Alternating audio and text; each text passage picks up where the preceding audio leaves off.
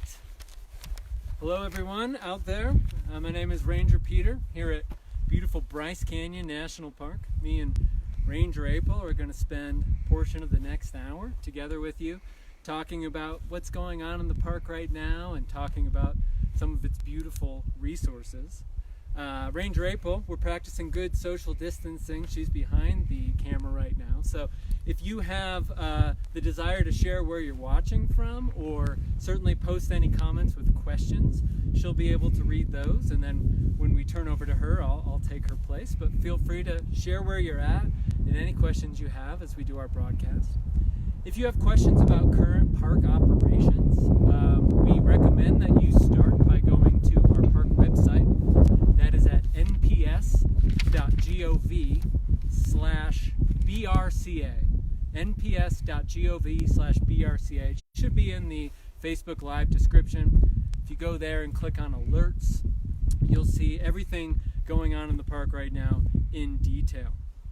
Would also mention that our Natural History Association, though our visitor center is currently closed and their gift shop within it, they're still online and can still take orders and the like. So if you want to visit them, they're at brycecanyon.org, and you can see some great Bryce Canyon memorabilia there, all directly supporting this park. We have Hans from Pocatello, Idaho, saying hi. Nice, Hans. Thanks for joining us from Idaho, not too far. It's a little to the north. Anyone else chiming in yet? Not yet. Okay. Well, those of you watching may notice that we are not currently looking at the red rocks that Bryce Canyon is so famous for.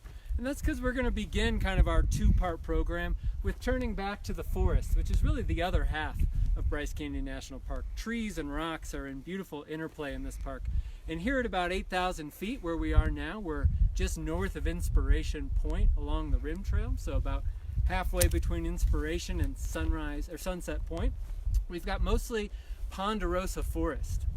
And as temperatures have been warming up over the last week, we've started to notice that the ponderosa forest is a lot more busy with life returning to the park, a lot of animals starting to return to this high plateau. So we thought we'd warm up our Facebook Live session with a little sensory game, kind of a sound game, where you can listen into a sound that we're going to play and then choose from various selections as to who you think of the various animals that are starting to return to the park, starting to reemerge, who's making that sound. So we'll get started with that there. April, is there anything coming in that we want to address first? We have a bunch of people chiming in and saying hi from Wisconsin, Layton, Utah, Ohio, Illinois, Texas, New York. We even have Germany, and Switzerland. Switzerland. Our superintendent Linda said to watch out for Switzerland, so maybe this is our... Oh, and France too now. And France? Ooh, Oklahoma. Welcome. Woo-hoo. Awesome. We're getting all over the place. We've got a very diverse audience, so I don't feel bad about starting our warm-up game, our sensory game here. So, as I mentioned, we're going to start by showing you 3 different animals that we've been seeing in the park lately, and they're numbered or lettered A, B, and C. We've got a peregrine falcon as A, the Utah prairie dog is B, and a downy woodpecker is C.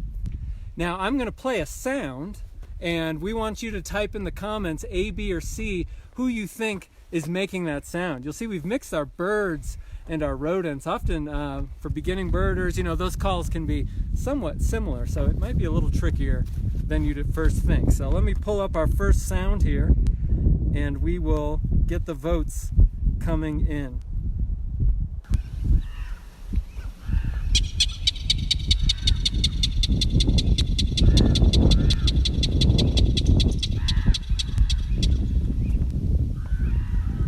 Hopefully everyone can hear that. I'll play it again. A, B, or C? Who's making this sound?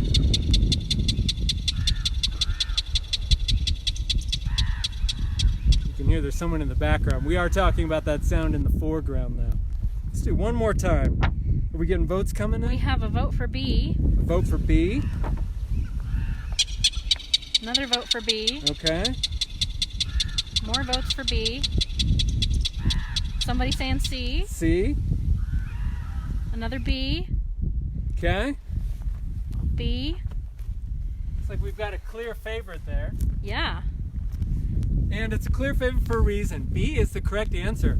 That is a call of a Utah prairie dog. The Utah prairie dog is the smallest of all the prairie dog species.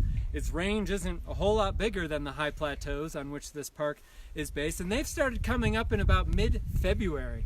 What you're hearing there is one of their alarm calls. So you'll see the Utah prairie dogs out on mounds in the meadows, and they'll start these little squeaking, chirping sounds to alert the rest of the colony of danger that might be nearby.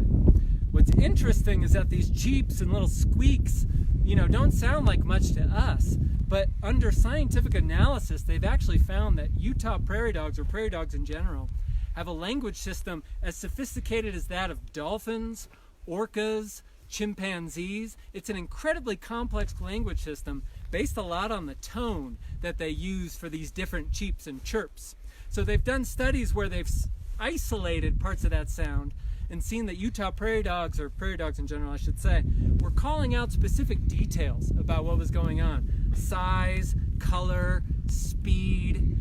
So you could have a prairie dog making an announcement between maybe a coyote and a golden retriever that might be there at the colony, with little cheeps about the color of the animal or the direction it's moving, how quickly it's moving. They did one study with a tall man in a green shirt moving quickly, and were able to find differences in the prairie dog call between that and the call for a short man in a blue shirt moving slowly from a different direction. So the Utah prairie dog has an incredibly sophisticated language that allows it to keep the colony safe from its many, many predators. So you may hear, as you stop along a wildlife pull-off, say you come to the park and you can hear the prairie dogs, they may be talking just about you, describing the particular outfit you've got on. Keep in mind, you should never wander into the meadows in the park. The Utah prairie dog was originally expected to go extinct by the year 2000, but was reintroduced in the 70s and 80s, is now a federally protected species, and so we ask that visitors don't head out into the meadows and keep away from those animals. They also carry fleas that carry the sylvatic plague, so you can get sick by going out and seeing the prairie dogs out there. Of course, too, if you do, we can always ask the prairie dogs, and they're likely to give us a very detailed description of what you look like. So we're on the same team here with the Utah prairie dogs. So good, let's go to the second sound challenge. All right, we've got an A, B, and C here. And our choices are golden mantle ground squirrel, a red crossbill, or a Uinta chipmunk. So let's listen in.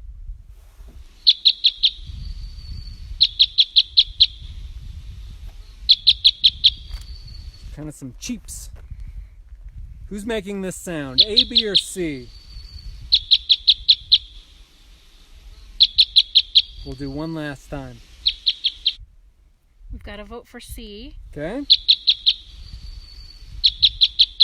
Lots of people saying thank you for the education. I vote for B. All right. One more time. Another vote for B. We're more evenly split on this one.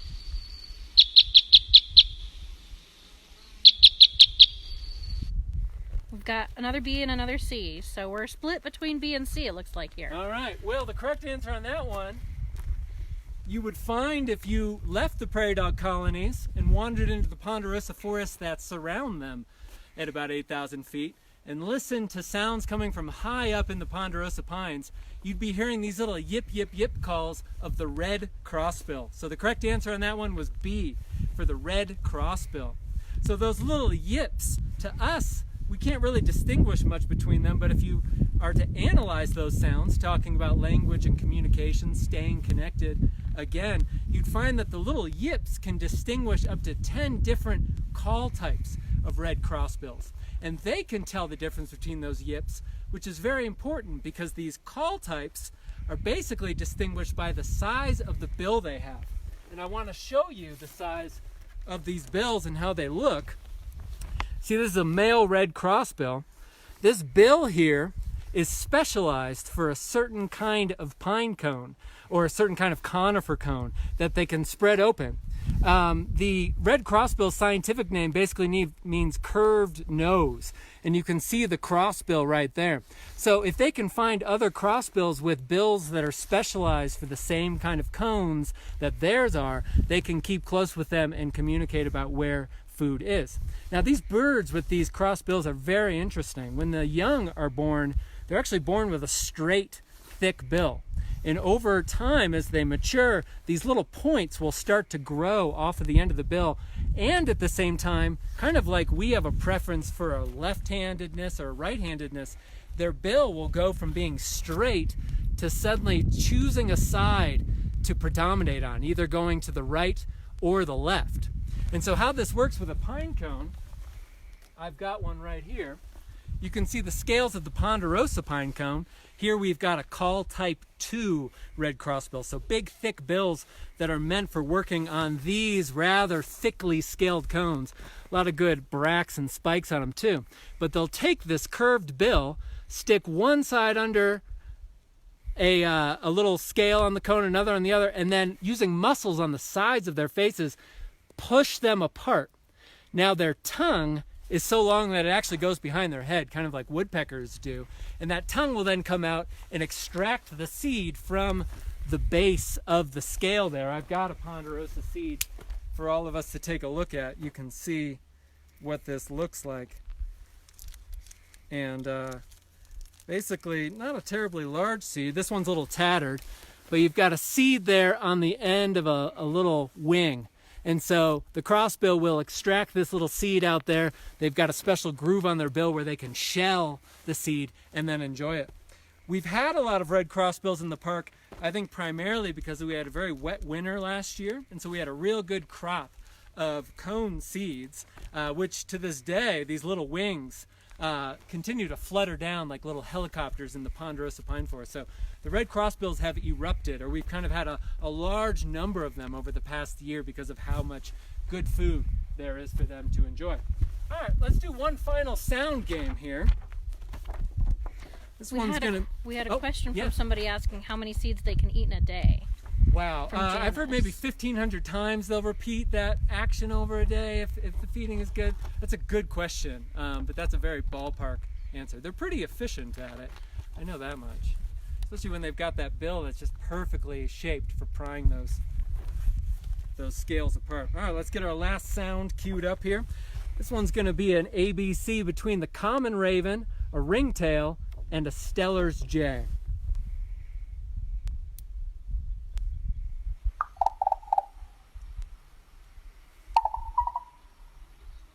Okay, let's play that again.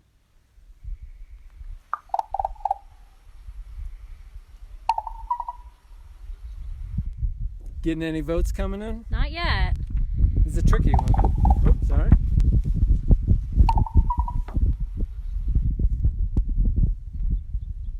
Oh, we're starting to get votes in. One for A, one for C. Another says A. We'll play one more time. C. C. B. We're pretty kind of diverse on our answers on this one. Yeah.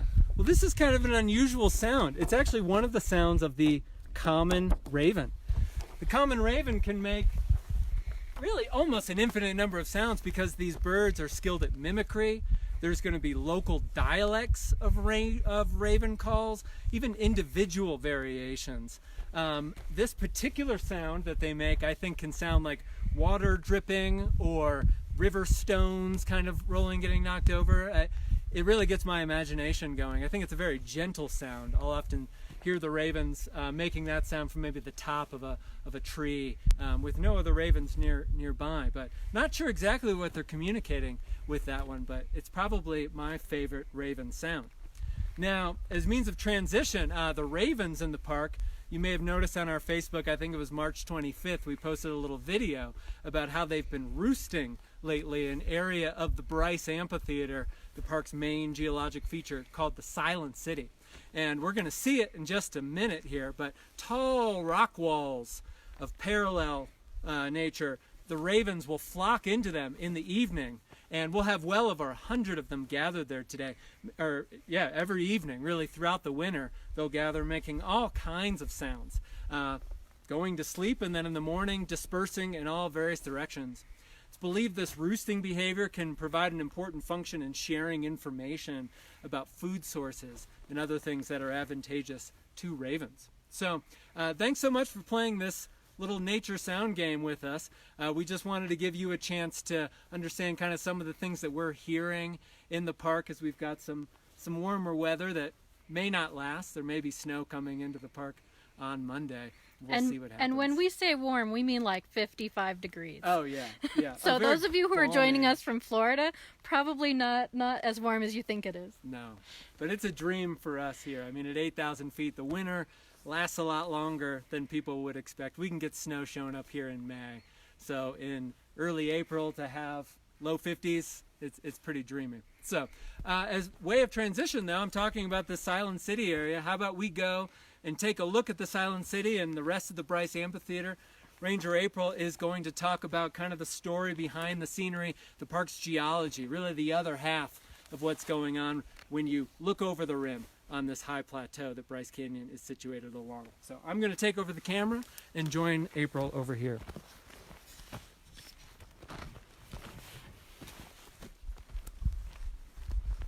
And get some views looking up towards Inspiration Point up there. This is the highest of the 3 levels at Inspiration Point. Gives you a beautiful view looking down into this wonderland of geology.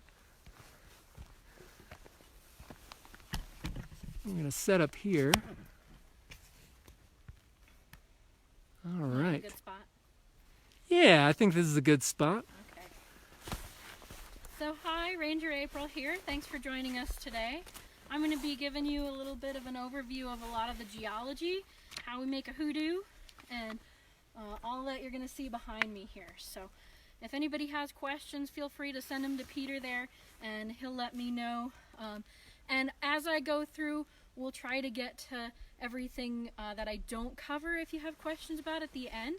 But if you have clarification, we'll try to get to it right away. So thanks for joining us once again. So does anybody know what I'm talking about when I say hoodoo? Yeah, write in your best definition of a hoodoo. Yeah. And we'll share who can describe it the best. Or just give us the I don't really know. We'll give you a couple minutes to type a few things up. So yeah, what behind me is what we're looking at. So a lot of times people have really different ideas about what a hoodoo might be. Let's see. A tall rock spire eroded over time. Yeah. Tall, skinny rock formation. First one was from Phil, second one from Kay. Oh. Heather, the rock spires. Yeah. Chris is saying a rock formation. That's a great definition right there. Yeah, and we've also got the question that they'll want to know why they're called hoodoos. I think we'll get to that a little later. We will definitely get to that. That's actually what I'm going to talk about first is why do we call them a hoodoo? So the word hoodoo actually comes from the Paiute. And so the Paiute were Native Americans that would have lived in this area back before settlers were here. And they actually called these Hoodoo. And so by taking that H off, you say Hoodoo. And that Hoodoo means scary stone people or scared stone people. And they would tell a story about the rock formations in this place, that there used to be people living here and they were not taking care of this land. And as a result, their trickster god came down and said, you all are being very bad to this land, so I'm going to turn you all into stone. And so as he cast his spell around the canyon, all of them tried to escape up the walls, and as the spell hit them, they froze into place. And so that's what they say you're seeing when you're looking out onto those hoodoos, is those scary stone people or scared stone people. And so oftentimes when we talk about these hoodoos, we'll have people saying they see those kinds of shapes. But what other kinds of shapes can we see sometimes in the hoodoos? And Peter's going to pan around so you can kind of look and see what kinds of shapes you might see. It's at a distance. I'm not sure if we can zoom in on anything. Maybe I'll attempt it I know there were Oh people yeah, I were can. saying- Yeah, we can zoom in. All right, let's And- get a close-up look at some of these. And anybody who's been here before could say maybe what they've seen when they were here as well.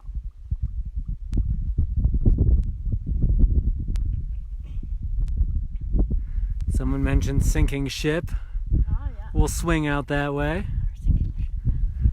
That feature doesn't have a name out there yet. This is Bristlecone Point out in the middle. And sinking ship right there. That's a good one. Don't send your water Yeah, bottle I in the know. canyon. Kind of looking down into the Silent City area now. Those parallel rock walls. And Boat Mesa. Classic out there. All right, I'm going to zoom back out. If I can. Let me This see. is our first time doing this. Yeah. Let's see. My zoom is... Oh, no. Did you just end the thing? No, I just turned it around on me so everyone got to see my mouth for a second. All right, we're back. Okay. So there's lots of different shapes in the canyon here. And when we look out here, you can almost imagine any shape that you want. We have features that are named Fairy Castle and Cathedral. We have features that are called the Poodle.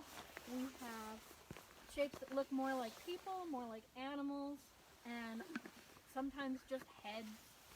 So we've got our Queen Victoria down at the bottom of the Queen's Garden Loop. So there's all kinds of different shapes, and you can almost see anything you can imagine. Actually, in one of my talks, somebody said they looked like Hershey's Kisses that had been melted and stacked on top of each other. So now every time I come out here, I think of thumbprint cookies. So why is all this here? I mean, you know, how'd all the rocks get here?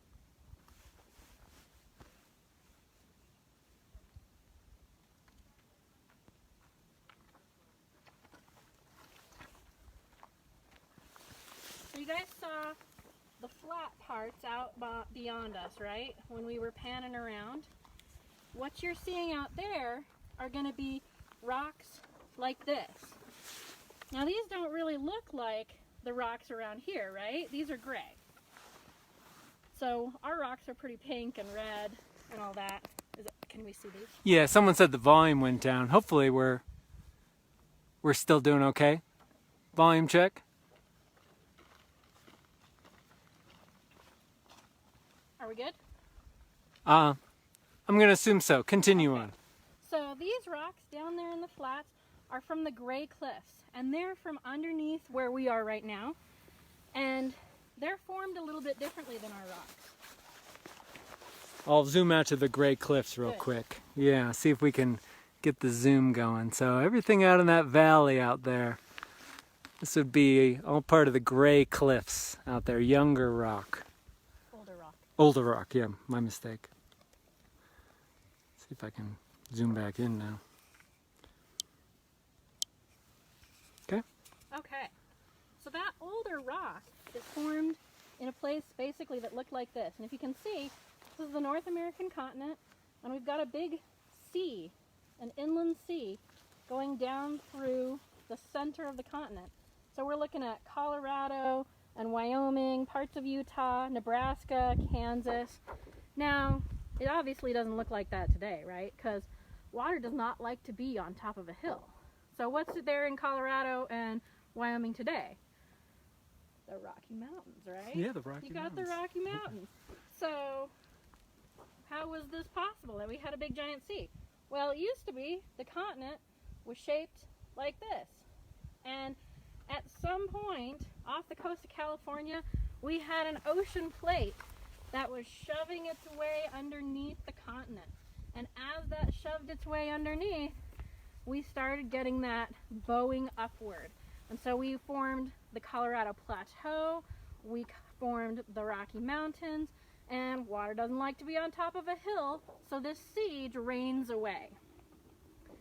And as that sea drains away, we start getting river systems in.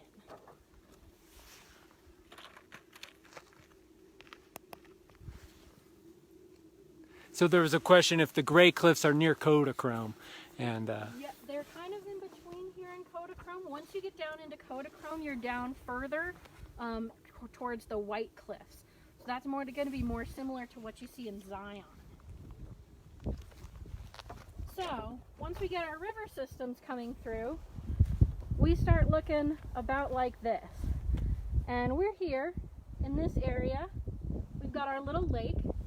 And if rivers are flowing into the lake, our seawater has all drained away. This is going to be more fresh water than salt water. So, fresh water in the middle of the continent here. When we think about how big that is, if you look at one of your maps and you think from the Grand Canyon all the way over to I-15, Cedar City, north towards I-70, and over to that pink mesa over there called the Aquarius Plateau.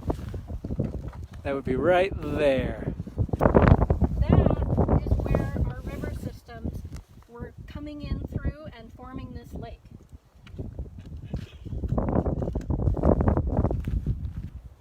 And so we've got our nifty little Bryce Canyon rock here. And the fun part about these rocks is that because they were formed in a lake, they're not like a lot of rocks that are formed in oceans, but they are the same kind of material. They're limestone. But you can kind of see, if I rub my hand on it, it comes off almost like chalk. This would almost be like licking a Tums or rubbing your hand on a Tums. You get that dust on there. The other fun thing that we get about this is how we know it's limestone is if we put acid on it, it'll fizz. And I left my acid in the backpack. Otherwise I would do it for you. But if we drop acid on this rock, it will fizz. And especially this one because it's really powdery. And you can also see there's some crystals in here, and that just comes from water that came in later and filled in some holes. So, how do we get limestone in a lake environment? Has anybody ever been to Big Cypress National Park or Everglades and seen something that looks like this? No comments yet. I think they're a little delayed. I'm sure somebody out there. I'm sure there was people from Florida on the feed, so I'm sure some of you have seen it. But we have a close-up here. I'm trying not to lose everything over the camera because we're getting a little windy. So this is a good close-up of what we call periphyton. And periphyton is just algae that grows in these snaky-looking bunches. And what periphyton loves to do the most is it drinks in all that lovely lake water and it poops out limestone. So when you look behind me, I want you all to be thinking algae poop. So, what is one of the most prominent things that we see across the canyon, kind of like this? I'll do a little pan here. I think you see it best right behind you. As I come in, you'll Does everybody kind of see those horizontal lines? Like that, going across? And even some of those hoodoos, they bulb out and then they come in and then they bulb out again. Very shapely hoodoos. That comes from what we call a bathtub ring. And it's just like a bathtub ring in your house. As you fill the water up in that bathtub, any sediment or soap that's in that water sticks to the side of the tub, right where the top of that water is. And then if the water drains away, then you have that bathtub ring left over.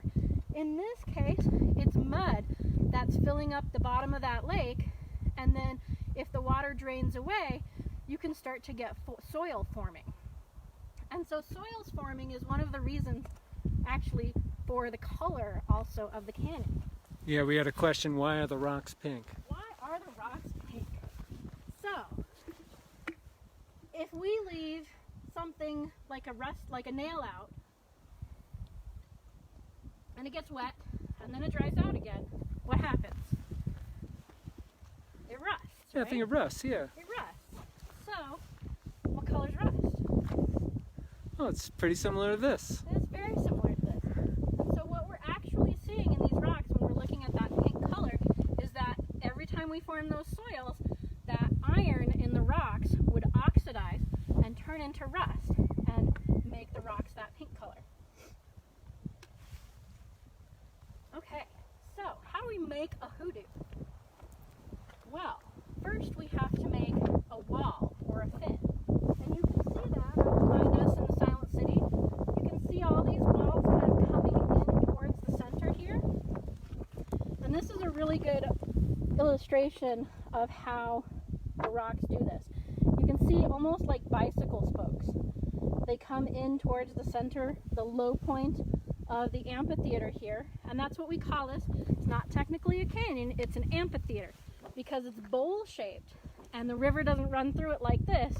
The river starts up here and goes that way.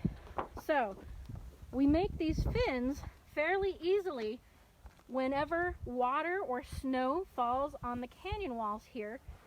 It worms its way down through the cracks of the rocks and digs out any loose material. And so you can kind of see, even right here, how powdery a lot of this sediment is.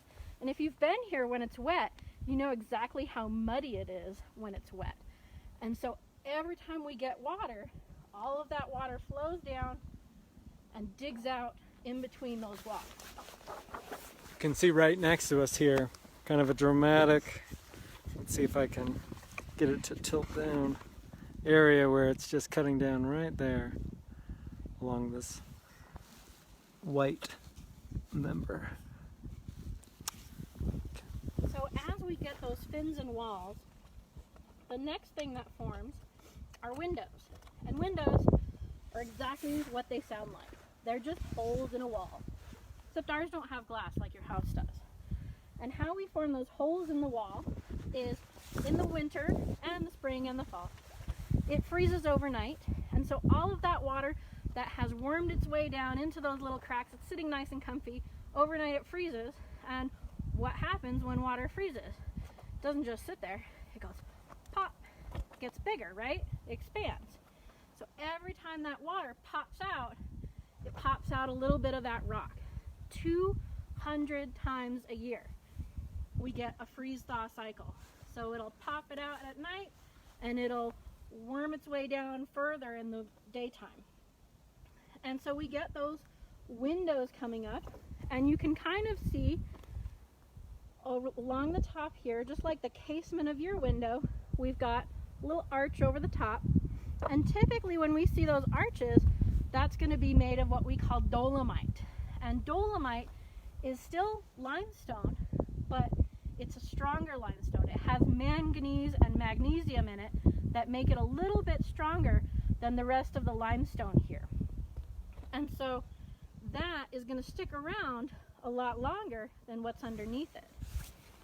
And that comes into play a little bit when we form our hoodoos too. So eventually that window gets bigger and bigger and bigger, and there's nothing to support that arch over top, so the middle falls down and we get our hoodoo. So we have our hoodoos here. We have several pictures of the same hoodoo here. This is called the Sentinel, and if any of you were here before, about 3 or 4 years ago, you might have seen this. So this picture here in black and white is from the 50s. We have one from the 70s.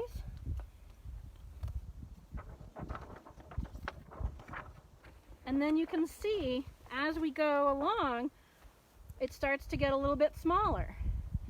And all of that's from that it's being eaten away by all that ice action. And then we have 2016. We have one day here and the next day here. What do we see over here that we don't see over here? It seems to be completely missing. Yeah, but we also see snow, right? We do. We do see snow.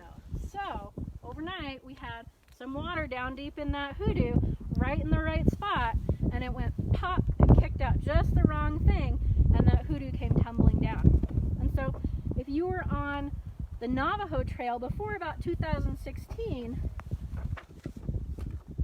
you probably saw the Sentinel. But today, you wouldn't necessarily know it was there at all because it's just that little nub, and it's not super impressive at all. Most people are going for Thor's hammer down there now.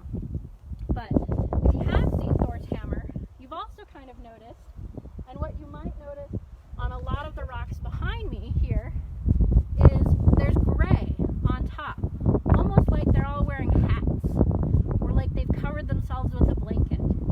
And so just like when we wear hats, that gray dolomite protects those hoodoos from a little bit of that weathering. And that's called a cap rock, and it acts just like a hat. It'll keep that from weathering away. It keeps them a little bit fatter, a little bit longer, so they can grow tall, just like Thor's hammer. But once we lose that hat, all the rain and the snow can just get down into that hoodoo and really kill it. So the big thing to remember if you're coming here is that no matter how long it's been since you've been here, it's probably going to be a little bit different.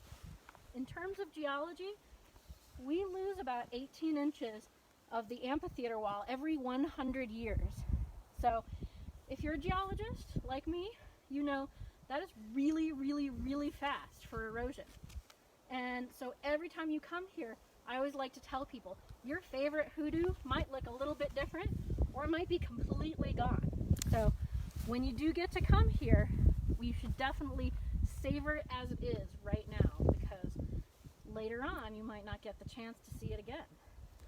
Yeah, people were wondering how long Thor's hammer is likely to last. Thor's, you know, it's really difficult for us to measure how long a particular hoodoo will last, because it's one of those things where unless you know that there's one particular rock that could be taken out at any time, you know, it would be really difficult to say it's going to fall next week or it's going to last another 100 years, because there might be a big flaw in there that could take it down pretty quickly, or it might be fairly strong and it might last for a long time.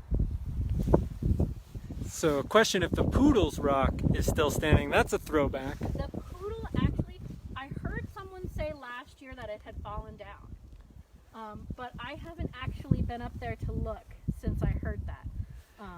Yeah, I had heard visitors had been coming back and complaining that they didn't see anything that looks like a poodle, and a poodle kind of got hit by a truck. You know, it's different. The poodle, there's some of it still there, but that's down at Rainbow Point. Quite a different environment there, 1,000 feet higher than where we are now. I've got some other questions if you want to take them. I'm open for questions. Okay, I'll just take one that just came in from Valerie.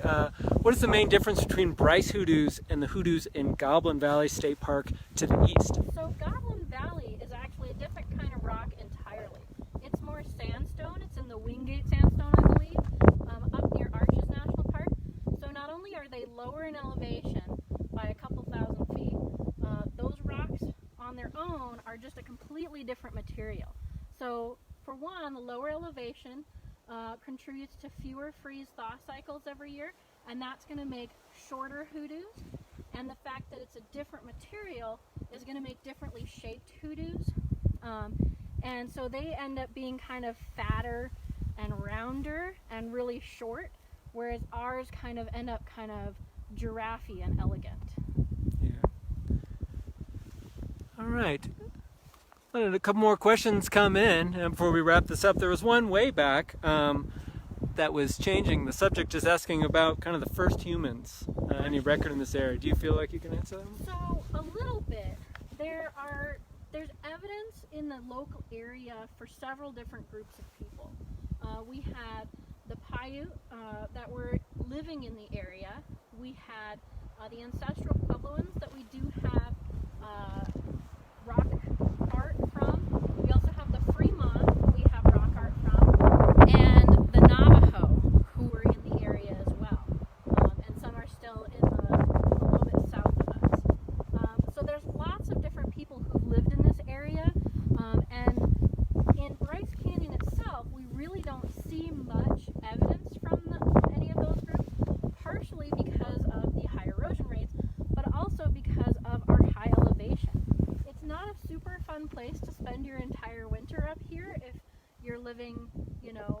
a stone house or a stick house, or whatever the different groups would have made, and each of those different groups would have lived in a different type of house, but they would have lived further down into the flats, and they would have very likely only come up here to gather resources. So we don't see a lot of evidence inside the park, but we do know, because of resources around the park, that those 4 at least different groups were here. Great.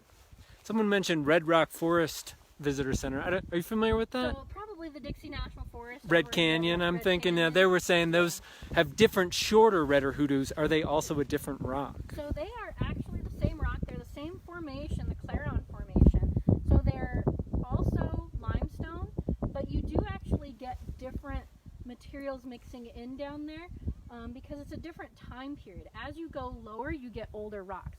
And so they're a little bit lower than we are, so their rock's a little bit older and a little bit different. It formed a little bit differently, but it is also still the limestone. But we also see sometimes conglomerates, which are groups of rocks cemented by smaller particles. And so that tells us that there was probably sometimes river systems going through and disrupting the flow. And the reason that they're really shorter, fatter hoodoos is mostly because of that lower elevation and the slightly different consolidation of the rock. So if it's a little bit looser, it's going to erode out a little bit differently. But that lower elevation really helps to create those shorter hoodoos because they're not getting as much of that ice wedging. Great. Okay, well, we had 2 final questions just about animals in the park and how many visitors we get annually. That'll probably be our last 2 questions we can take. I'm happy to answer either of them if you want. Go for those. Sure. The park has a variety of mammals, reptiles, birds. We predominantly in our big charismatic mammals, you'll have mule deer who really haven't started showing up on the plateau yet. Have you been seeing them, April? I haven't yet. Yeah, I'm guessing the food is still good enough kind of down at the lower elevations that they don't have a reason to come up here quite yet. We'll also see the elk usually during their rut. And the pronghorn, the fastest land animal in North America, usually in the meadows north of the park, but not so much yet, more down lower along Highway 89. Our birds, we have some great year-round residents, nuthatches, which really prefer the ponderosa forest area. You've got the ravens, the Steller's jays, the crossbills usually stick around through the whole winter, but then we're going to start getting our migrants back in, probably in the next few months. We get hummingbirds here coming up from Central America, Mexico. We'll have tanagers and swifts and swallows that will nest in the hoodoos down here. We should be seeing them again soon. We'll get the shorthorned lizard. Those are pretty adorable, usually down in the manzanita bushes. And black bears and mountain lions, seen very seldomly, usually down in the lower ponderosa forest, but occasionally people will see them along the main park road. The last question about visitation, we've got our animals and then we've got our people coming here, and I think it was around 2.6 million that we saw last year here at the park. So Bryce Canyon is a pretty small national park, all things considered. It's a pretty narrow one, traveling north and south along the eastern edge of this high plateau. And so a lot of people coming to visit it every year, but honestly I feel even with that high visitation, it's always possible to experience some of the serenity, especially down on the trails. They're designed rather beautifully, I think, that you can always feel like you've got your own little piece of this park. So we thank all of you that are staying home, keeping people safe, keeping yourselves safe, practicing social distancing. We sure hope that it's not long before we can see many of you here visiting in the park, and rest assured it will be here. We have rangers still working, taking care of the park, and yeah, we certainly look forward to that.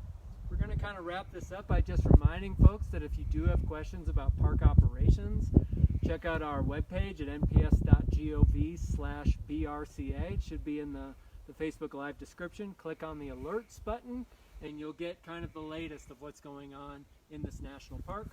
If you're looking for Bryce Canyon memorabilia, maybe something at home to remind you of this place, we recommend our Bryce Canyon Natural History Association, brycecanyon.org. work. Though the visitor center is closed here, so the gift shop there is not currently open. They are open online, and I think if you spend more than $10, it's free shipping. But I think I might even see a swallow or someone. I'm not sure who that is. But anyway, it's been such a treat being able to connect with all of you there. I know I had a lot of fun. Oh yeah. And we hope to be able to do this again before too long. Please comment, write the park's Facebook page, or write our email at burka_information@nps.gov, and let us know what kinds of programs that we could offer you virtually and help you to connect with this park during these uncertain times. So thank you so much for joining us today, and we look forward to meeting again with you soon. Thanks for tuning in, everybody. See ya.